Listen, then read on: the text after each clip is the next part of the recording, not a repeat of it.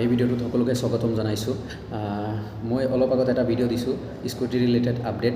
Doctor Himanta Biswa Sarma ছাৰে ষ্টেডিয়ামত সৰুসজাই ষ্টেডিয়ামত ইনগ্ৰেশ্যন প্ৰগ্ৰামত কি জনালে।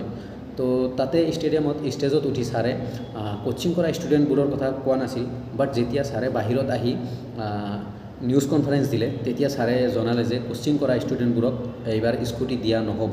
কোচিং কৰা ষ্টুডেণ্টবোৰক স্কুটি দিয়া নহ'ব কাৰণ এইটো দিলে যে কাৰণ ক'লে যে ষ্টুডেণ্ট এজন অসম গভৰ্ণমেণ্টৰ বা অসমৰ কোনোবা এখন কলেজত পঢ়ি থাকিলেহে স্কুটি পায় বুলি ছাৰে জনালে। তো আগতে মই বহুত দেখিছোঁ যে বহুতে কোচিং কৰি স্কুটি লৈছে। তো এইবাৰ ছাৰে বন্ধ কৰি দিলে, কিয় নাজানো। এইবাৰ ক'লে যে নিউজৰ সন্মুখত ক'লে তোমালোকেও চাব পাৰিবা, নিউজ লাইভৰ ভিডিঅ'ত চাই লোৱা যে ছাৰে ক'লে যে ঢুকি নাপায়। ৰাজস্থানৰ এটা এক্সাম্পল দিলে যে ৰাজস্থানত কোচিং কৰি আছে, সিহঁতক কেনেকৈ স্কুটি দিব। অসমৰ কোনোবা এখন কলেজত পঢ়িলেহে স্কুটি দিব বুলি বা দিয়ে বুলি জনালে।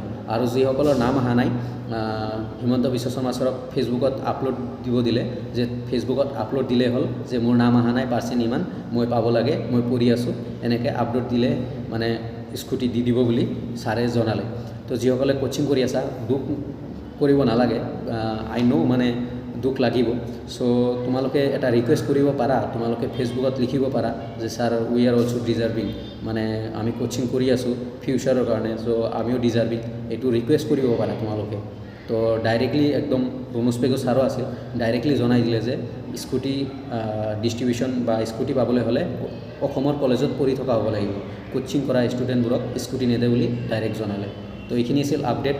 তোমালোকে হোপ ৰিকুৱেষ্ট কৰা, মে বি সলনি হ'ব পাৰে, মই এইখিনিয়ে ক'ম। আৰু মোৰো দুখ লাগিছে যে আগতে দিছে কিন্তু এইবাৰ কিয় বা মানা কৰিলে নাজানো।